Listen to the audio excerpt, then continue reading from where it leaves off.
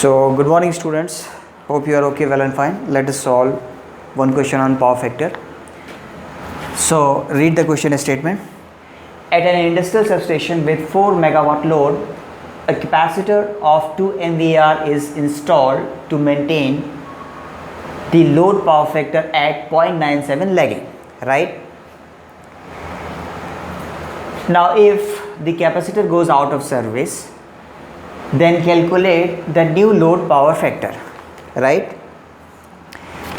So I have already explained this term, namely power factor, in great detail.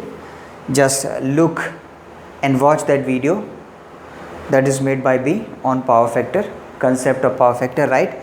There I have explained the effect of connecting capacitor on power factor, right? So I have explained that by connecting capacitor, the reactive power demand of the system, it decreases, right? Because capacitor basically inject the reactive power, right, into the system, thereby improving the power factor of the system, right? So here first we will see when the capacitor connected, when the capacitor is connected in the system, then we will calculate the reactive power demand of the system. And when capacitor is not connected, that means when it is out of service, that means when it is when the system is without capacitor, then we will calculate the new load power factor. We will calculate then new load power factor, right? So as I have already explained that reactive power is injected by capacitor, right? So let me call this QC. It is given as how much? 2 MVAR. So a reactive power equal to 2 MVAR is given by the capacitor, right? And when capacitor is connected in the system, giving this much 2 MVAR amount of reactive power, in that case the operating power, the load power factor was cos phi 1. Let me assume that it is cos phi 1, right? Power factor is cos phi 1, and it is given at 0.97. It is lagging, right? It is given in the question, 0.97 lagging, right? Now let us make a power triangle.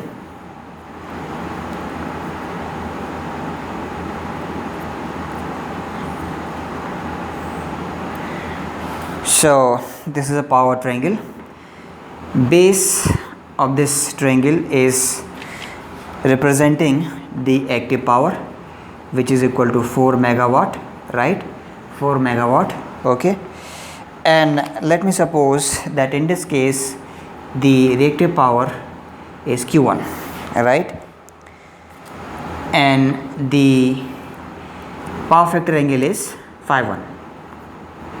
It is phi 1, right? Now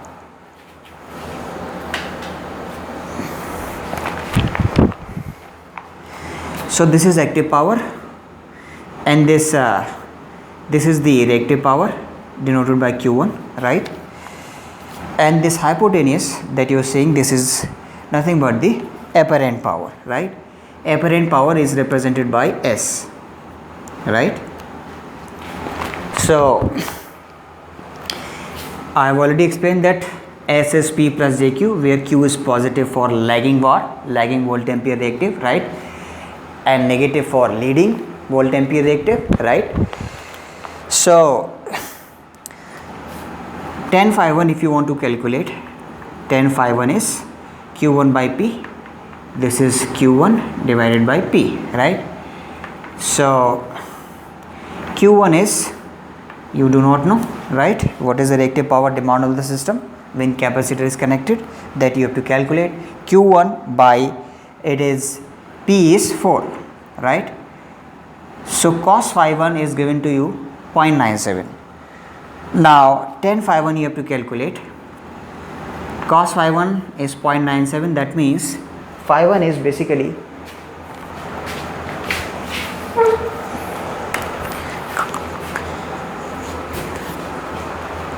cos phi 1 0.97. That means phi 1 is equal to 14.06, right? 14.06 degree, right? So tan 14.06, when you calculate this, you will get 0.250, right? So tan of this angle is 0.250. So use this calculator and calculate, right? So from here you will get Q1 is equal to, it is 1.00 MVAR, right? So this much is the reactive power demand of the system in presence of capacitor, right? So that means when capacitor is connected, the reactive power demanded by the system is how much? 1 MVAR, right? Now we will calculate the values when capacitor is not connected, right? So when capacitor is not connected, I told you already, when capacitor is not connected, in that case reactive power demand of the system, it will definitely increase, right? When capacitor is not connected, then the reactive power demand of the system will increase, right? So now the reactive power demand will be more in comparison to the previous case when capacitor is not connected, when capacitor is connected, right? So when capacitor is connected, then the reactive power demand is 1 MVAR. So definitely when capacitor is not connected, reactive power demand will increase, reactive power demanded by the system will increase. Let me call the reactive power demand in this case Q2, right? So this Q2 would definitely be greater than reactive power demand Q1 when capacitor is connected, right? So let us again draw the power triangle. So now the reactive power demand would definitely be more, right? Let me call this, it is Q2. Now the load power factor, let me call this is phi 2, right? Phi 2. Active power P is equal to 4 megawatt. It would anyway remain the same, because by connecting or disconnecting the capacitor, active power, it will not change, it will not be affected by capacitor operation. So whether capacitor is connected or it is not connected, active power demand will not be affected, right? So it would again remain the same, it is 4 megawatt, right? So now in this case, reactive power demand by the system, reactive power demanded by the system is Q2. So Q2 would definitely be, see, when capacitor was connected, then it was supplying how much? 2 MVAR, right? So 2 MVAR, now it will demand because capacitor has now been disconnected. So 2 MVAR and plus the reactive power demand, which is reactive power demanded by the system when capacitor was connected, it was 1 MVAR. So 1, add 1 here, right? So this is the net reactive power demand that the system will now demand when capacitor is not connected. So that means the new reactive power demand of the system would be 3 MVAR, right, when capacitor is not connected, right? So this is reactive power demand of the system when capacitor is not connected.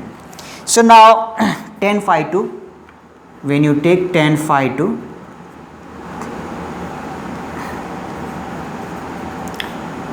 it would be equal to Q2, right, divided by 4, right?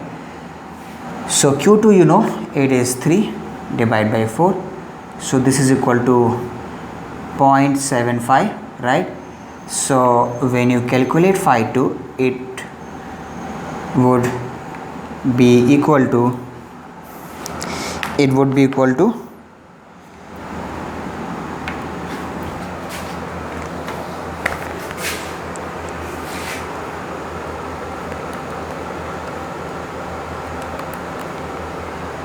36.86, right?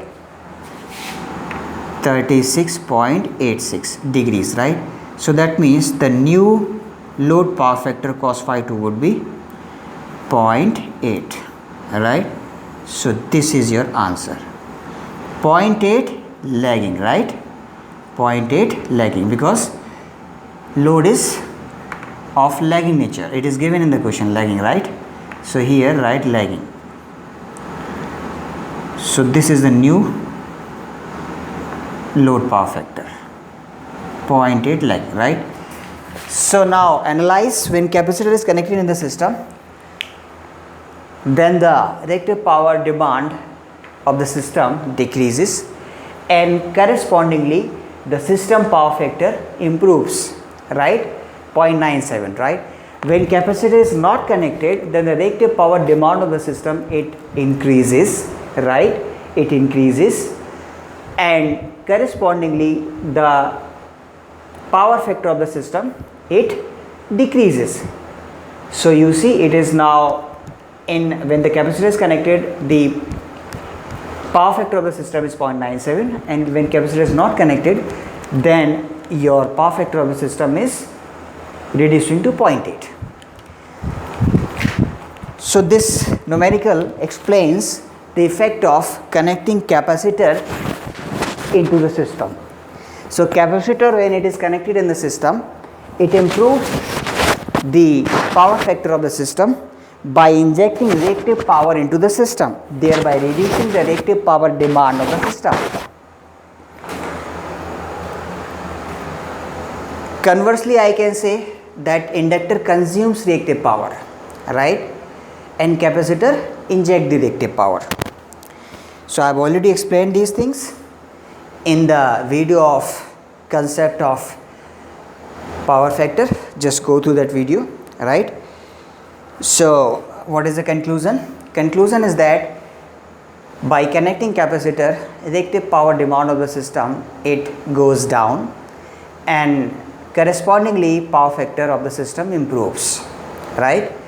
So that is the best numerical, right, to illustrate this concept. So likewise, you can solve this question. This question has already been asked in GATE 2005 examination. So likewise, you can solve the numericals, all right? So thank you very much. Thanks for watching. So if you like, please subscribe my channel, right? Thank you.